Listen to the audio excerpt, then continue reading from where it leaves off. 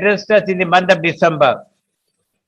We also had a Dr. Abdul Kalam Memorial Lecture on 8th of January, which was addressed by Dr. Madhav Gadgil, the famous ecologist and who headed the Gadgil Commission.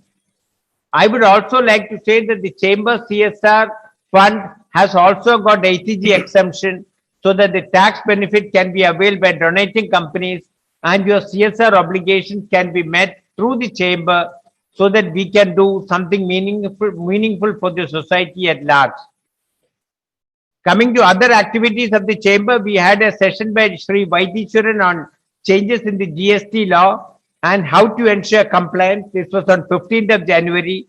We also had a session by Sri Ravi Gupta on decoding the direct tax provisions on 10th February, immediately after the budget.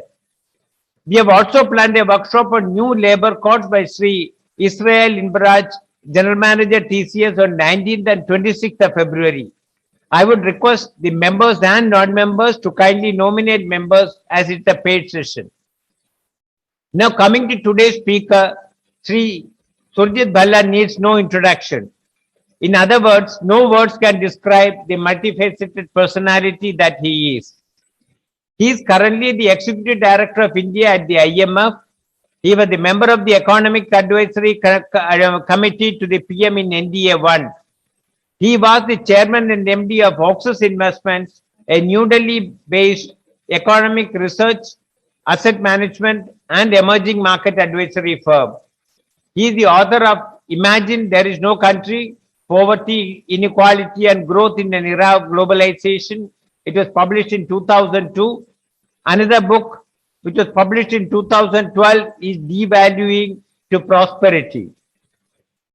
In the past, he has worked as a research economist at the RAND Corporation, the Brookings Institution, and at both the Research and Treasury departments of the World Bank. He was Executive Director of the Policy Group in New Delhi, the country's first non-government funded think tank. He has been on several government committees, including 2 capital account convertibility committees of the RBI. He has also been a member of the Secondary Market Advisory Committee of SEBI and of the National Statistical Commission of India. He has been the contributing editor to Indian Express and consulting editor at Network 18. He continues to write columns in Indian Express. Recently, he wrote a column in the Times of India. He writes on various economic issues and other subjects of topical interest. And I'm an avid reader of his columns. Dr. Bhalla will be talking to us on Budget 2022 India Forward. Though the budget is only a projected income and expenditure statement of the government, it continues to have prominence in India as the finance minister lays down their vision of India Forward. Let us hear from Dr. Bhalla, the great economist, on his vision of India Forward and how the budget will pave the way. The stage is all yours, sir. Welcome to the program. Thank you very, very much. And thank you for inviting me to give a talk. I have very fond memories of this beautiful city where I was a few years back. And is the sound coming through? Everything fine? Yeah. So thank you again for inviting me.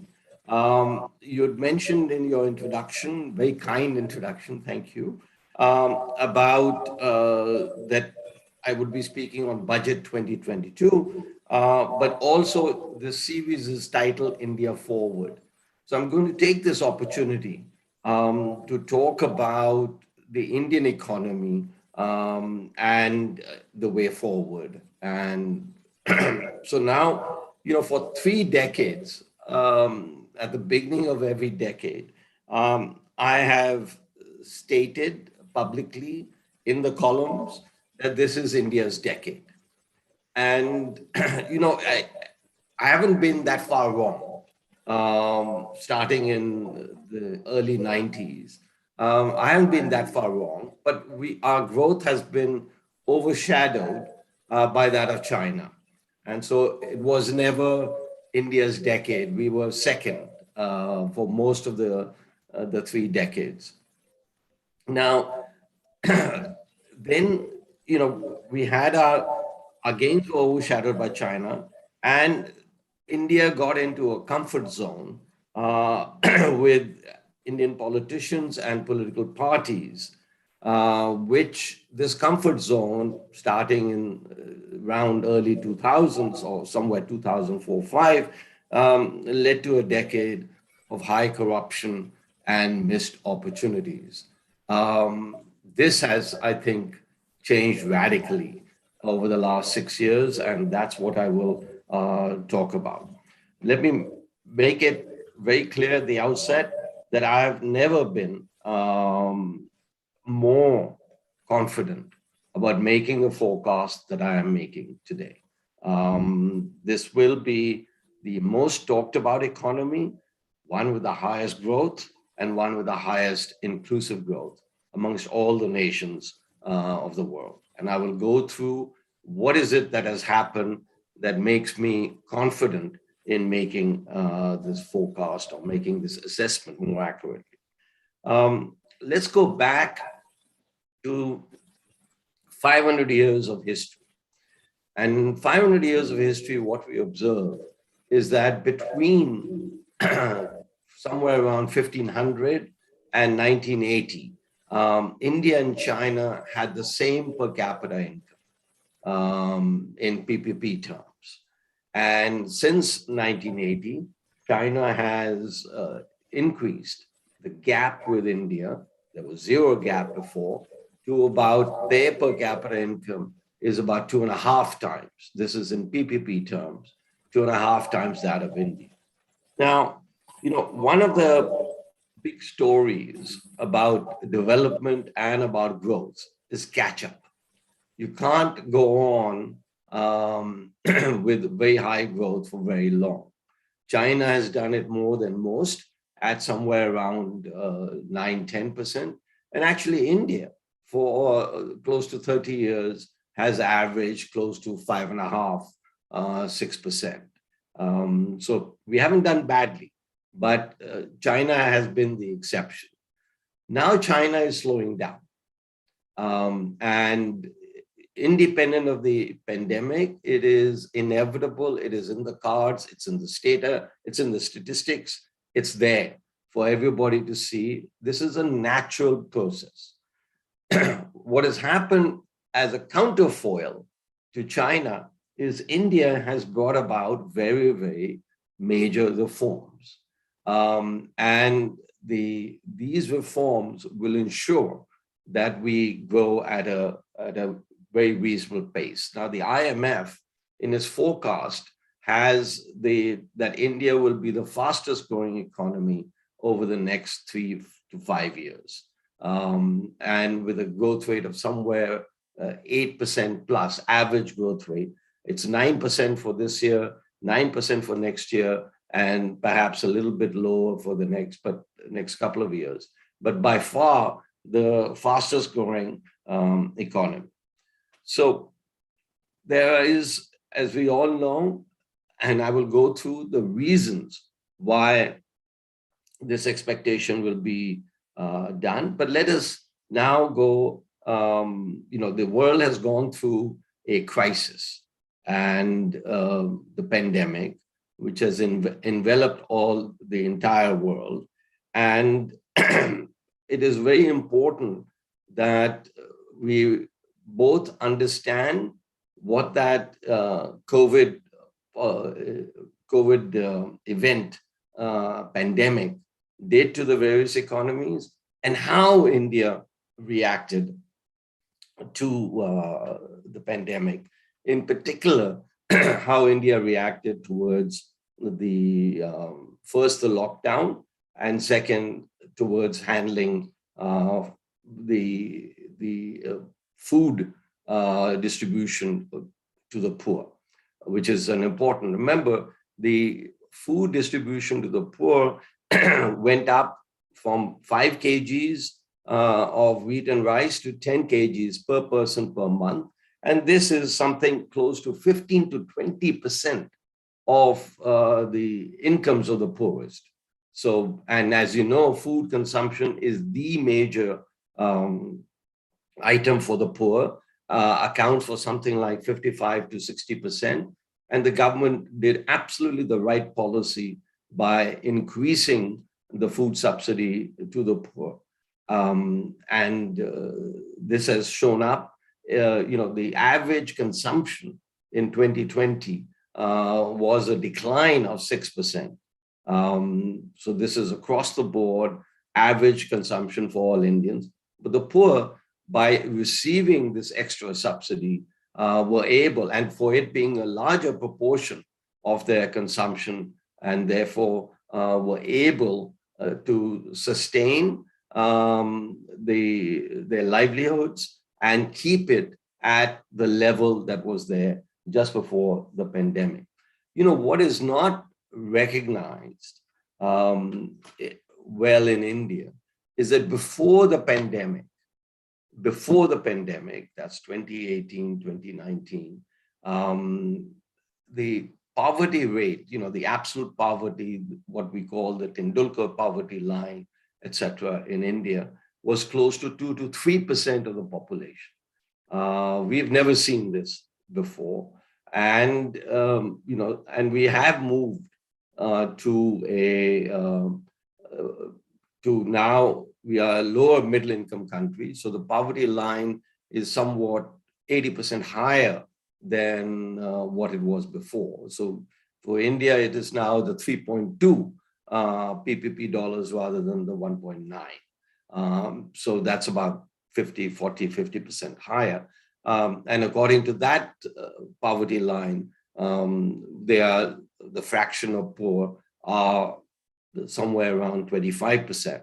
But what I want to emphasize is that forever, and this shows the transformation that India has achieved and what has happened, that forever we were talking about the Tendulkar poverty line, which is the 1.9. So we've eliminated, or very close to eliminated, absolute poverty in India, what is called by the World Bank and others extreme poverty.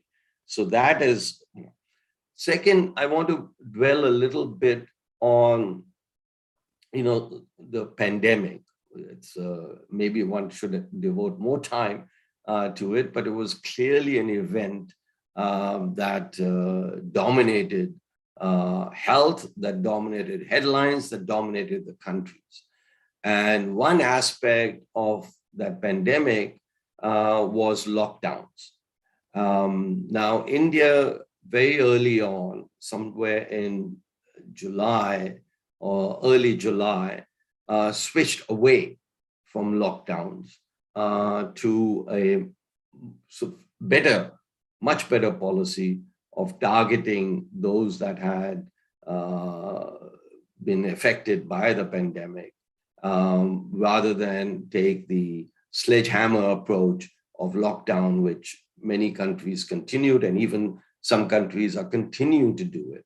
Recall that Kerala was supposed to be the model case. It's performed very, very well in the early stages of the pandemic, and then became close to one of the worst performing states in India. And I think, there is time for history to evolve. And my sense is that history will show that lockdowns, which haven't been given up by many parts of India, was a major contributor to the increasing deleterious effects of the pandemic, the increased number of mutations, etc. But the point being that despite the pandemic, India managed to bring about significant economic reforms. Now, every country in the world increased their supply of whether it was food or income tax credits, child tax credits, etc. The policies took different forms to help in different countries of the population. in each of those countries. History will also show that one, India did better than most, if not all the other countries, in terms of the alleviation of poverty of the bottom 50%. And second, that we managed to bring about significant economic reforms. And I think that is one, leads me now to the budget. And what happened in the budget, actually what happened a few days before the budget, was privatization of Air India. Do not underestimate the importance of this event, which got overshadowed by the budget presentation. But this is historic. This is path-breaking. Remember, India, prior to this privatization of airlines, or privatization of Air India, we invented the word disinvestment back in the late 90s, when it was not politically correct to talk about privatization. It may have been economically correct, but it was not politically correct to talk about privatization. And it's been a long journey for India, but a very productive journey, as the future years will show. This is just the beginning. So one of the biggest things that has happened in India is the privatization of, it's too soon to judge perhaps its effects, because it just happened, 2 weeks ago. But I think it will turn out to be one of the biggest contributors to the resurgent India, to the new India, to the best performing economy in the world. Now, there were other policy decisions taken, and let's just look at the pandemic year was 2021, and 1920 fiscal year, but let's talk in calendar years, 2020 and 2021. We had various mutations, etc. So it actually took 2 years. Now, if you look at the budget, what we observe, there are three important three important aspects about the Indian economy, which were the background of the making of the budget. I call it that there was, I've watched practically every budget speech for the last 30 years, and there was a real confidence that came out from Ms. Sitharaman's budget presentation. And I tried to look at the sources for this confidence about the Indian economy, and about the budget, and about the future of Indian growth. And if you look at what I tried to do in the article, which was published just about a week, 10 days ago in the Economic Times, that Indian exports have done phenomenally well in the last 2 years. And I date everything prior to 2019-20. So this was before the pandemic and the 2 years after. The analysis shows that the only country that exceeded India's performance in exports was Argentina. And that is, but India itself had record growth in exports, and that is continuing. So you have tax data, which suggests that India has done remarkably well across the board, whether you want to look at income taxes, you want to look at corporate taxes, you want to look at indirect taxes in the form of excise, you want to look at GST, all of them breaking records in 21-22. And so that is itself something structural has changed. And then you look at investment, CapEx, as we call it, or government investment, and that has been growing at 21% in nominal terms for now the fourth year. So the compounded annual growth rate of government investment is something like 21%. And in real terms, something like 17%. So therefore, this is what it suggests is what will happen, what we can look forward to. Investment is a foundation of growth. While talking about investment, I want to also talk about something else that has happened in India, and that is investment in human capital. And what one observes is that over the last decade, basically school enrollment, there is now complete gender equality in primary schools. There's now a complete gender equality in secondary schools, and now in college. It so happens that there are more women in college than men in India. One of the very few countries that is the case amongst the developing countries. The advanced countries all have possibly this effect, but for India to reach this stage in 2018 is a remarkable achievement. So so what you have is, and that's the reason for my confidence, what you have is that all cylinders are operating at the same time. You have human capital, you have physical capital, you have public policy in the form of privatization, etc. Now, I want to get to, so all of that is now being recognized by, including agencies like the IMF, that it'll be very, very productive. I want to now take the remaining 10, 15 minutes of my talk to talk about something else that has happened, and that goes about to question what I'm stating. You must have seen various articles pointing out that there has been a severe decline, 50% decline in per capita income in India, or 40% decline in consumption.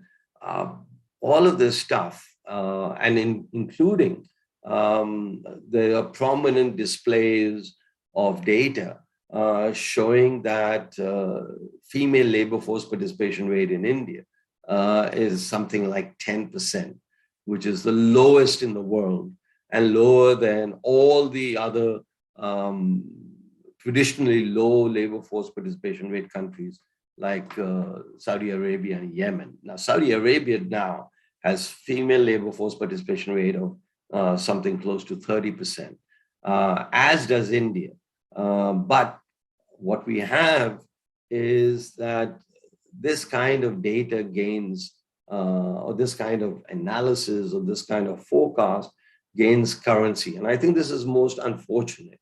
But one aspect of it is that why has it come about that such data are given, are accepted by the people or broad sections of people? And that's because what we have is an enhanced political competition. And in the enhanced political competition, what we see is that there is a movement towards, for the lack of a better phrase or better word, intellectual dishonesty. And I think it is incumbent on all of us to question what these data purport to say and whether it is accurate or not. One very prominent example of what happened regarding data in India was the 2017-18 Consumer Expenditure Survey of the Government of India, of the NSS, which showed in 2017-18 that the per capita consumption in real terms compared to 2011-12 was down by 5% on an average. Much more actually for rural India.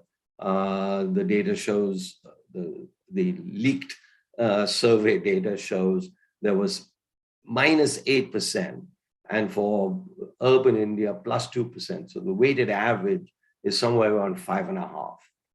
That is a reason, I think, why the data was never published, because, or never made official, because there is the unfortunate tendency that the moment the data is released, that we are motivated by our perhaps political instincts to certify that data as correct. And indeed, even when it was not released, many individuals, many professionals, many economists certified this as correct, and that India has a real problem with poverty, India has a real problem with growth, India has a real problem with its economic model, etc., etc.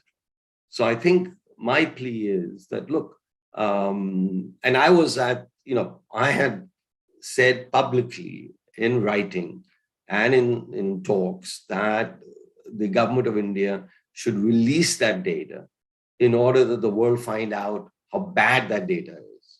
But fortunately, the government didn't listen to me, did not release that data. And now I'm firmly of the opinion, because of the misuse of data, that the government did the right decision by not releasing the 2017-18 survey of consumption.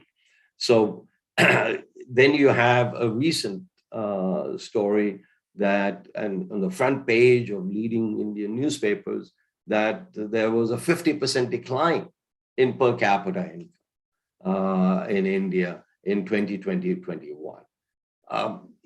This is, we all had the pandemic, and per capita incomes declined in every country of the world.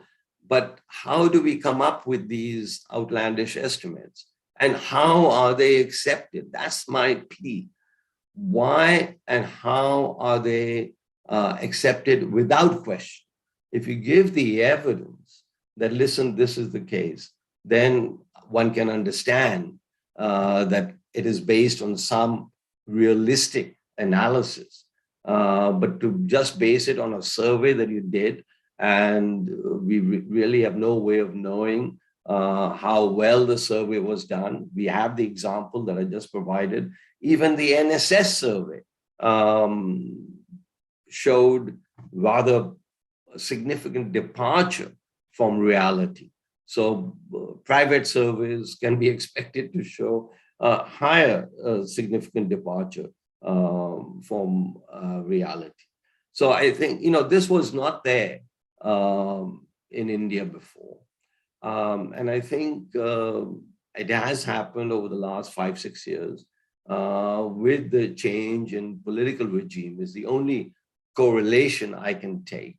And that the traditional elite is not very happy with the loss of their influence, the loss of their power, the loss of their status, and therefore is hitting back. I had written about this in Citizen Raj in a book published just before the election, 3 months before the 2019 election, in which I had analyzed this in some detail. And now more things have happened suggesting that my initial hypothesis about the elite bias or the losing out of the elite is really playing a part in the politics of data misinformation that is taking place. So you are at the Chamber of Commerce and you are involved with real data, have been involved with real data for, I think, 400 years or something like that. So it is therefore incumbent on you to take the lead to correct this misinformation. So I think that is so there is overall good news about India in terms of what is happening. I haven't even mentioned the unicorns. I haven't even mentioned the aspirations and the education of the youth.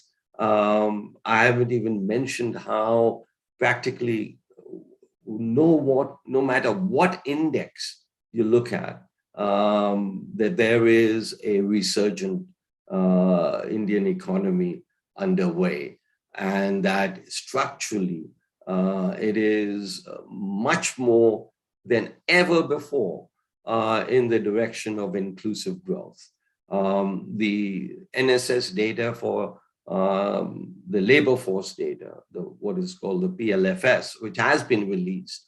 And if you look in that data, which we have looked at, it turns out that the real wages of casual workers, these are the poorest workers, have increased in real terms by about 2 to 3% per annum from 2011-12 to 2017-18, 2018-19, 2019-20.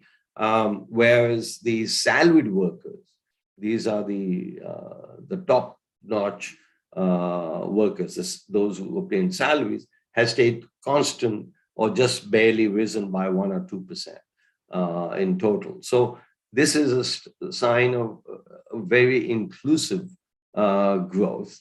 And you've seen all the policies of the government of India, whether it is on food, whether it is on toilets, whether it is on housing, free housing, whether it is on piped water, whether it is on bank accounts, whether it is on female empowerment, and all of these are official data, etc. Data, not just Indian, international data, that is documenting the rather even inclusive growth process that has taken place in India and is continuing to take place. And now it is buttressed with rather, expansion in GDP.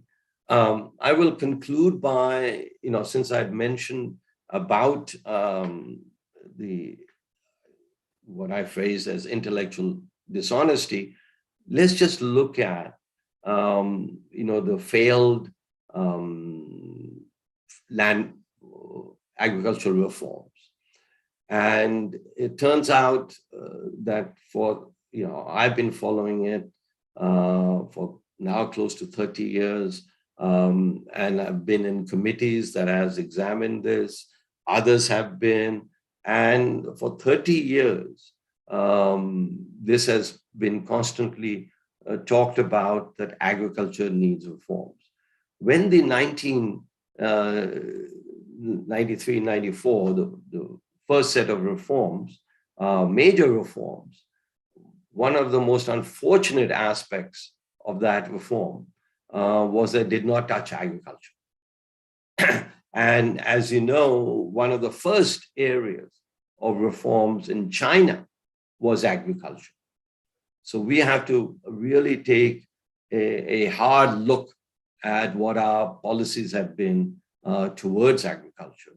And they are still in dire need of reform. But what I want to emphasize here is that practically everybody I know, senior academics, junior academics, senior policymakers, junior policymakers, even the Congress party in Punjab, the center of this, had come out with policies very identical to the policies of the government of India, the proposed policies of the government of India.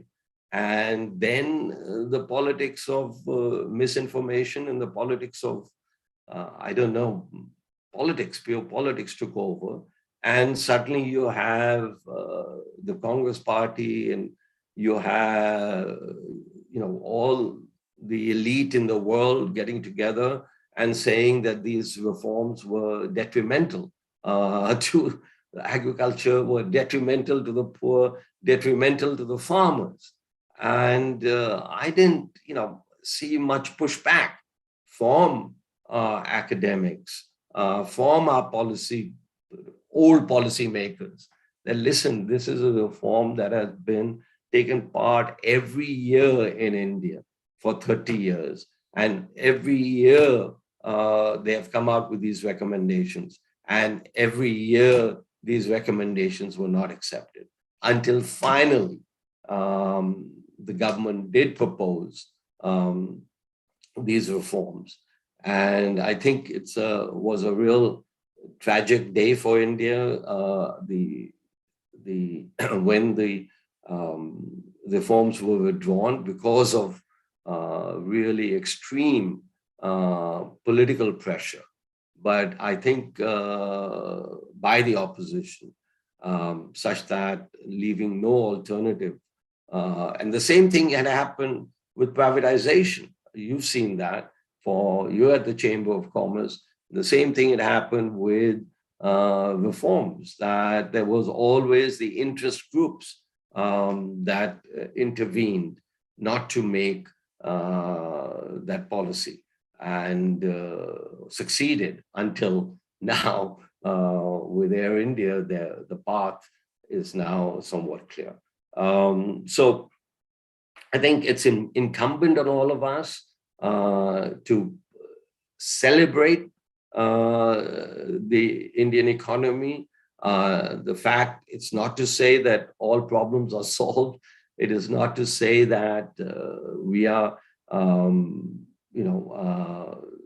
the pandemic has been a serious dent, but despite the pandemic, India has come out, as I said, close to the best performing economy now for 2 years, and hopefully, and I think there's more substance to that hope or to that forecast for the next decade. On that note, I'll close, but this is going to be and is India's decade. Thank you very much. Thank you, sir. Thank you very much. I would request the audience to kindly post comments, if any, in the chat box so that we can take it up one by one. And kindly do it in the chat box so that I'll be able to take it up. And coming to this speech, let me thank you, sir. Thank you very much for a short and sweet speech. You gave us a lot of confidence, because as the Chamber of Commerce, we have a lot of members, and for everybody, this speech could be reassuring on the future of India, because that is why we started this talk series. And India is on solid ground, and India is moving forward at a fast pace. And India, the previous decade belonged to China, and the future decades are going to belong to India. That itself gives us a lot of confidence, and it gives us a lot of happiness to hear that. And taking one or two questions, initially you were talking about an inclusive growth, that India, there is an inclusive growth. You were also quoting that the casual wages have gone up 3 to 4%, salary class wages have gone up 1.2 to around 1 to 2%. But there are a lot of newspaper reports coming in saying that the disparity between the haves and the have-nots in India is going up considerably. What's your take on that, sir? Okay, look, that was what the second half of my talk was, or the last quarter of my talk, is on the newspapers talking about disparity, etc., and not basing it on evidence. I try to give 2 examples of this disparity. One showing that per capita income in India declined by 50%. Those are the newspaper articles. And then there are consumer surveys done by some, which show that really poverty has increased and this inequality has increased. Mind you, one of these surveys, if you're talking about inequality, actually shows that inequality has improved in India, but per capita income has declined, and so everybody's lost out. And the rich have lost out more than the poor, which is why the inequality has improved. So it's very inconsistent data. And that is what is bothersome, that this inconsistent and erroneous data takes center stage in our discussions. And but that's exactly what I have gone to effort in order to point out, that we should really be questioning this. And then after you question it and subject it to what I call smell tests, then you can say that, listen, this is what has happened. My precise problem is that newspapers have lost the art of and the science of distinguishing the good from the bad and from the ugly in terms of data. They just publish any data. And as long as, mind you, there is another angle to this, they publish data that suits their political dispositions, their political ideology, that suits their opinions. This is something new. This is happening around the world also, but in India, it started with the Prime Minister Modi coming to the fore, and has accelerated because in 2019 he increased the lead and the domination of the BJP, and the somewhat annihilation of the opposition parties. So that is my thing, what is motivating some of the analysis that you're seeing. And I don't want to give it the importance or give it the adjective of analysis. This is not analysis. This is about as close to propaganda as you can get. And my view is that all propaganda, whether it comes from party A or party B, should be subjected to analysis. And then you determine whether it's propaganda is based on reality, is based on facts, or is just pure political propaganda. All I'm asking, please subject it to smell tests. Please subject it to analysis. And then whatever conclusion you come up, you go ahead and publish that conclusion. But don't, just because you have authority over dissemination of news, and now news is also becoming competitive.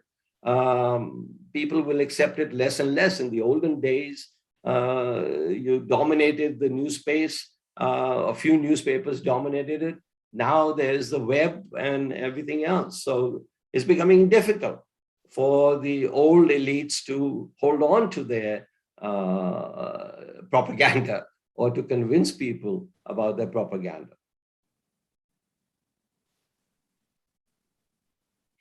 Thank you. Thank you. Am I audible, sir? Yeah.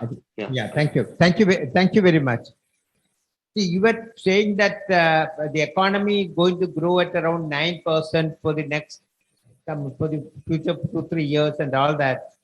And what do you think is going to be the main growth driver? Because agriculture has been doing extremely well. Which are going to be the growth drivers of the economy? Investment. And that's the driver of any economy at any time. Actually, agriculture has done relatively well through the pandemic with a growth rate of 2 to 3% per annum. And the tragedy is that agriculture should be growing at something like 4 or 5% per annum. If we had the reforms, then it would have grown. That was what the estimates have been by the entire political and the academic class for the last 20, 30 years. Do these reforms and agriculture will start growing. So we don't know what's going to happen vis-a-vis agricultural policy, but investment has taken place and will take place. One other aspect that I want to emphasize about the future of our growth.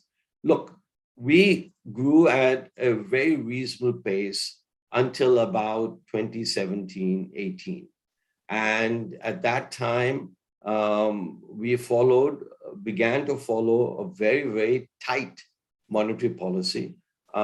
which continued for 2 years, 2.5 years, such that in 2019-20, we grew at only 4%. Now, this was a historic low for India, if you will, in the recent period. And we have to, this is another area where we haven't questioned enough, I believe. Why is it that we, again, ideologically, people said, oh, you know, this was because of the policies of, so they attributed it to various reasons, but did not ever, other than, as I said, myself and a few others, look at interest rates. Interest rates, look anywhere in the world, including now is especially a good time. All the talk is about real interest rates. And one of the reasons the world is somewhat comfortable now that despite the proposed interest rate increases in the developed countries, you will still have a real interest rate close to zero. And that is a cushion. In India, 2017-18, 2018-19, 2019-20, real interest rates were the highest, policy rates were the highest in the world. Something like 3.5% was at their peak. Never before in India, we have had such a high real interest rate. Now, why isn't that being talked about as a major failure of the Indian economy, and why growth rate declined from 8% to 4%? Over the last 3 years, ever since the new governor took over, Shaktikant Das, we have had very, very good monetary policy, very realistic real interest rates, and the real interest rates are negative. And that's where they belong. And indeed, if you look at all the countries of the world, I'm talking about policy rates and boom time. In boom time should be about 1.5%. And in recession times or slowdown, etc., should be negative. We are finally, one of the reasons for my optimism is that we are following very constructive fiscal policy and we are following very constructive monetary policy. Both the engines are working together to ensure that we grow at a very, very reasonable pace. And the 9% is the IMF forecast for 2019-20, for 2021-22, and for 22-23, and then it drops to only about 7.5%. They will be updated every 6 months. The IMF updates its forecast. We'll see now the next, but and they have forecasts for, as you know, for every country in the world. And for China, the forecast is something like 5.8%. And I think it's trending down for China, whereas for India, it's trending up. And this is far and above whatever the other countries are. So this is a sign that all the analysts in the world, including those at the fund and at the World Bank and other international multilateral institutions, are recognizing that something structural has taken place in India, which is boosting its growth, its productivity. You've seen all the numbers about interest in foreign investment. And mind you, we should not ignore the positive effect of the US-China trade war or US-China divergence. That is benefiting India. That was never there before. China was a chosen country of choice for investment, and now the chosen country is India. And I think it's helped by very, very good policies from the government of India. So really, history will judge that the last 7 years, 6 years and even including the next few COVID years or post-COVID years, will show that the structure of the Indian economy has changed, and the politicians and the policymakers are very much in sync with a resurgent India, which is why you keep seeing that phrase used by many people. Thank you. Thank you, sir. Mr. Venugopal, the former president, has a question. The question is, do you think the government guidelines and other factors in India are conducive to more and more foreign investments in manufacturing sector in India, and what more the government should do to attract FDI? Yeah, look, this is already showing up. FDI has, as you know, increased and at quite a high level.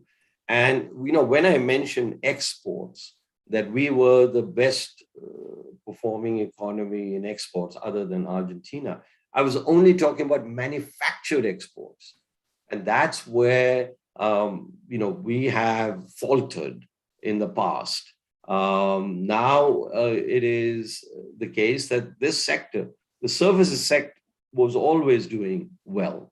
And even the services sector has really picked up compared to other countries. But what is heartening is the manufactured. And the PLI, let's take the production linked incentives. When this policy was first announced by the government, there were the usual naysayers, who I call, to use William Safire's phrase, the nattering nabobs of negatives. So they came out with the assessment that, listen, this was, intervention by the government, this was protection by the government, and various other criticisms were.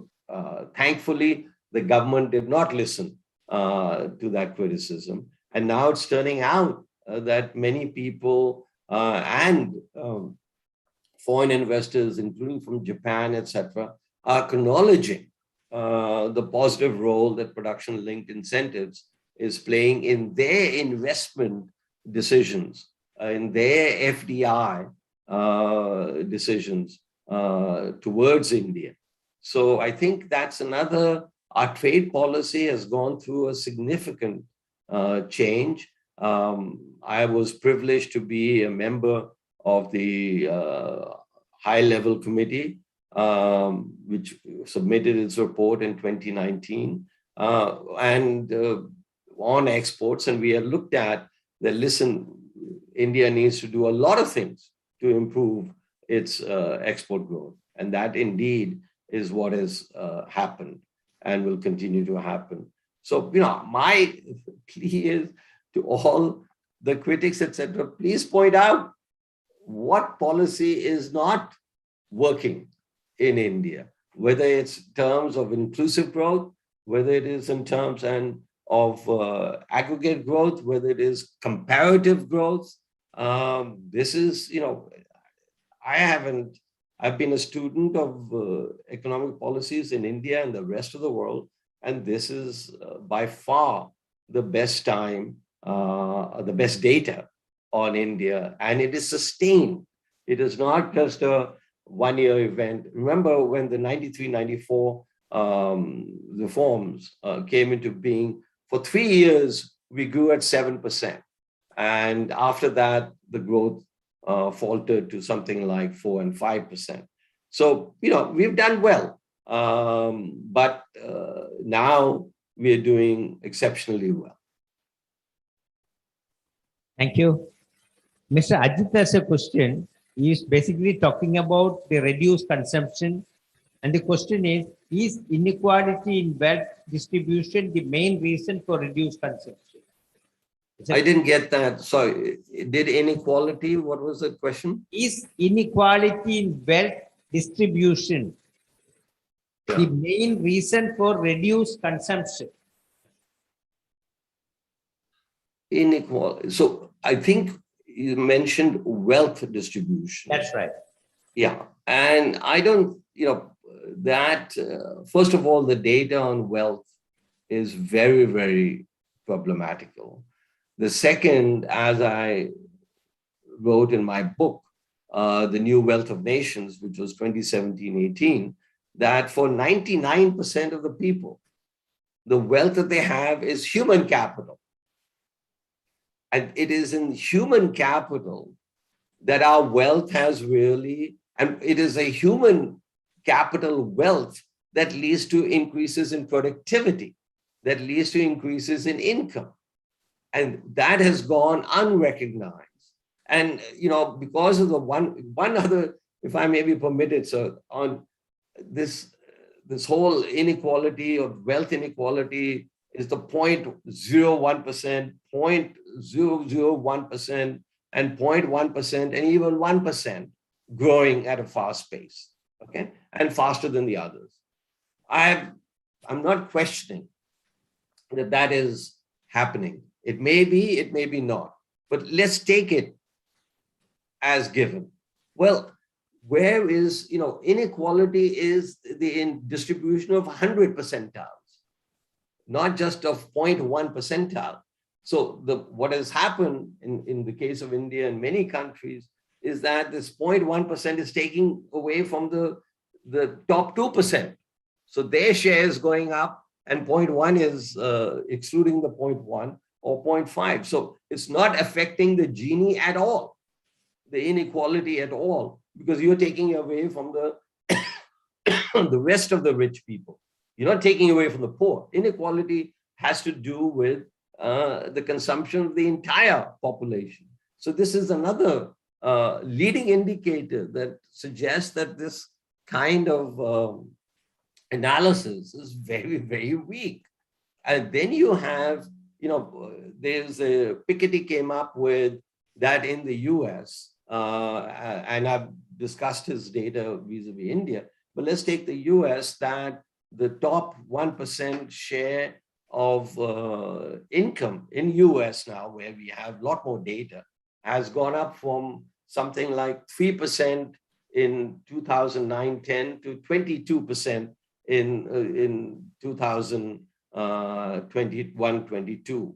And if you look at, this is only looking for the top 1% in pre-tax data.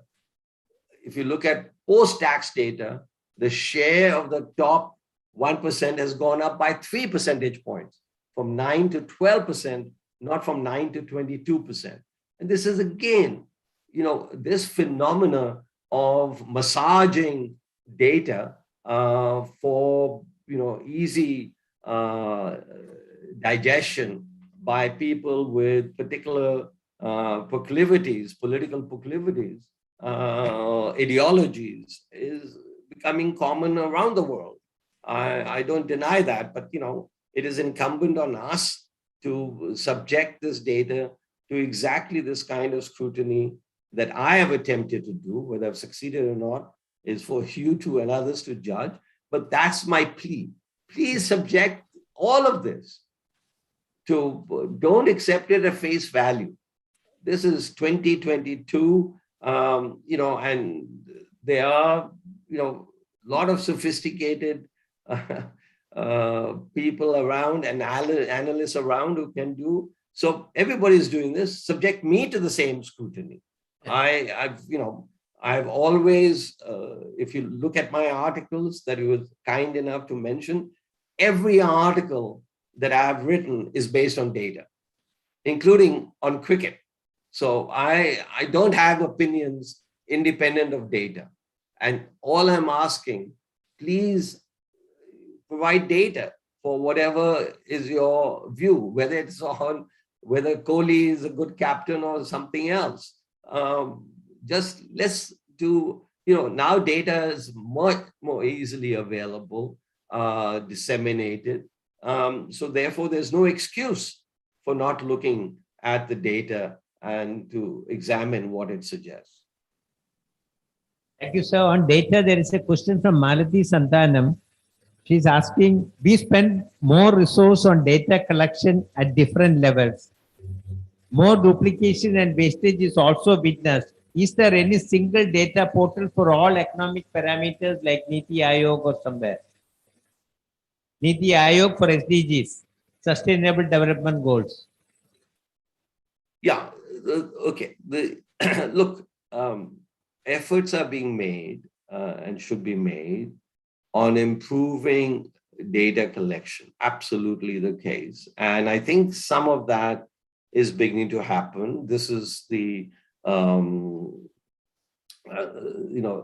development goals study, the multidimensional poverty index, etc., is being done for various countries around the world, is supported by USAID. And I think it's a very good effort. That's what we should be doing, that they subject their data to very, very rigorous cross-checks. That is also showing that between 2015-16 and 2020-21, there's a remarkable progress in India. During this exact time when people are saying, how things have gone terribly and per capita incomes have gone down by 50%, you have data in terms of bank accounts, in terms of employment, various, infant mortality, what have you, all aspects about the social development goals, and India has performed very well. We'll be coming out with a study on this in the very near future. But it is, yes, so one should collect data, one should subject it. Look, the NSS has been in the business of, now the NSO, of collecting data since 1950. We were real pioneers in data and collection and interpretation. And I wrote about this in my 2002 book that you were kind enough to cite, the Imagine There's No Country, that data quality in India had really deteriorated, especially if we look through the consumption surveys that the NSS had been conducting. So I think it's why that has happened is something for, academics and government to examine and improve. I think our data collection, especially on social indicators, leaves a lot to be, and especially on consumption, leaves a lot to be desired, as shown by the 2017-18 failed survey. So why that happened, I think, is something that the government should really investigate. How come a statistical agency with all of its resources and all of its sophistication was able to come up with completely outlandish data, which was divergent to everything that we know. So I think this deserves a special commission to study its failings, in my view, and severe failings at that. And that is, the only way forward is to examine this. As I said, when I was the member of the Statistical Commission, I visited NSS, etc., and I've written then about the problems with NSS data collection. So this is a long-standing problem, and now with computerization, and now with, there are various aspects there. There are 600 questions in the NSS data, including a question on how much salt did you buy? I mean, so there are various reasons why the data can go awry. There's fatigue, and I think we should improve the quality of our questions, and the quality of their answers will also improve if we improve the quality of our questions. So a lot of work needs to be done in terms of collection of data on consumption. And I would even suggest that the NSS should do a collection of data on income, which it has never done. They have avoided it, but most countries in the world, or many countries in the world, also collect income distribution data. We don't. I think this is another recommendation I would make. Thank you, sir. Another question is, how do we deal with inflation, increasing oil prices, and rising urban unemployment. Look, today there are what, 7 billion people talking about inflation all together. So all at the same time and the same. Look, what I don't understand, whether it's the US or others, we know that incomes, and this is what my point is about subjecting data to analysis. And I'm not questioning the inflation rise in most countries. India has done better than most countries in terms of inflation, but it's still higher than what should be. So we all recognize there was lockdowns, there were supply disruptions, there were supply chain disruptions, what have you. It wasn't demand that led to this increase in inflation. Nobody I know is talking about demand being high during the 2 years of the pandemic. It was supply. So therefore, and in India, we should be familiar, and that maybe that's why we are performing better. Forever in India, food shortages led to high inflation. And I have several articles going back 30 years saying the way to fight food inflation is not monetary policy. Monetary policy can't do anything about supply shocks. So you have to increase supply. And that's what the farm reforms were supposed to do. But we didn't allow, or some of us didn't allow the farm reforms to take place. So, inflation is either from excess demand or from deficient supply.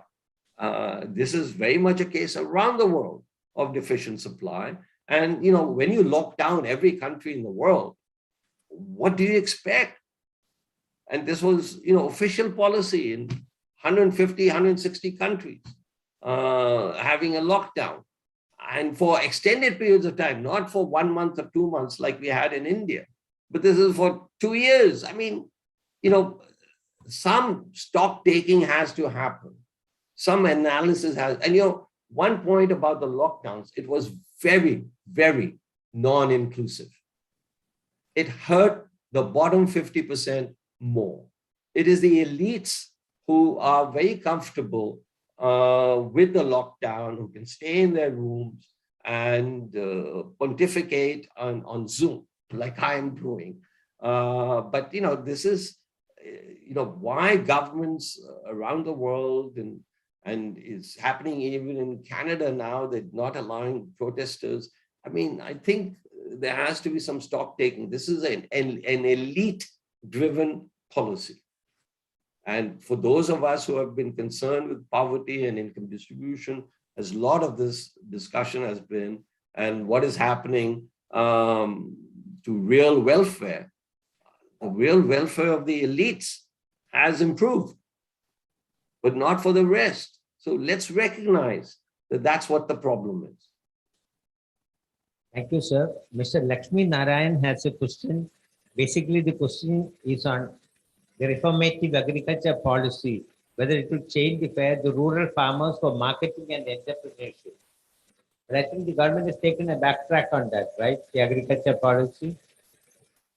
No, so what was Lakshmi Narayan? I got his name. What about the agricultural policy? Whether the farmers would have benefited because of better marketing and whether it would have promoted entrepreneurship.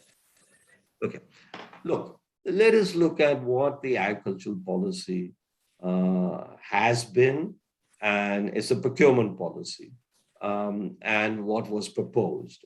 What was proposed, which I think was and is eminently sensible, that the farmer deals directly. There is no middleman.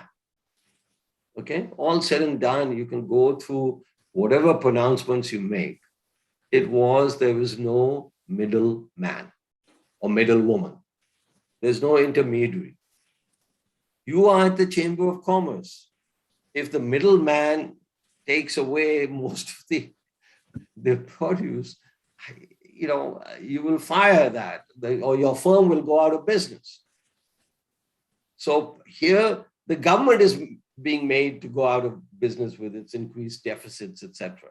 So the government starting 2019, late 2019, did absolutely the right thing.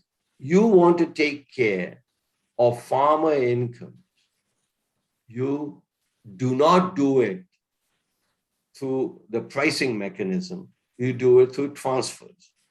That's when the 6,000 rupees per farmer policy came about in 2019-20. So do it through redistribution. Do not do it through the price mechanism. But we have continued. That was a reform that never happened with the major reforms of 93, 94. And, that's what we need to do. And we haven't. And then you have the middleman is not taxed because of it's agricultural income. I mean, they get a commission of 2.5%. There are about 30,000 Athiyas in Punjab, and they get 2.5% of every unit of grain that is sold to the government. And that's not taxed. So this is another area. We have to start looking at this policy of agricultural income not being taxed. I'm speaking for myself and purely as an academic. This is purely an academic discussion. And so we need, as I said, I am very pleased, very happy with a lot of significant economic reforms that have taken place. Indeed, I wrote back in 2017-18, there have been more cumulative reforms under the Modi administration than in all the economic reforms put together, starting with the 93, 94, 91, 92 reforms. A lot has happened, whether you look at bankruptcy laws, whether you look at GST, look at whatever we've done, and in agriculture and in industry, production-linked incentives, exports growth going. We've done that, but that doesn't mean all reforms are over. We've even done privatization, but it's a beginning. The LIC is next. So I think, the groundwork is being laid for a very, very effective transformation, structural transformation of the Indian economy, where it's a two-folded. You do sound economic policies, but it can happen that sound economic policies don't lead to the socially desirable distribution of consumption or income. That's when you intervene on the fiscal side, on the redistribution side, which is what this government is doing. So it is a well thought out policy, which I think is turning out to be very, very effective in the economic parameters.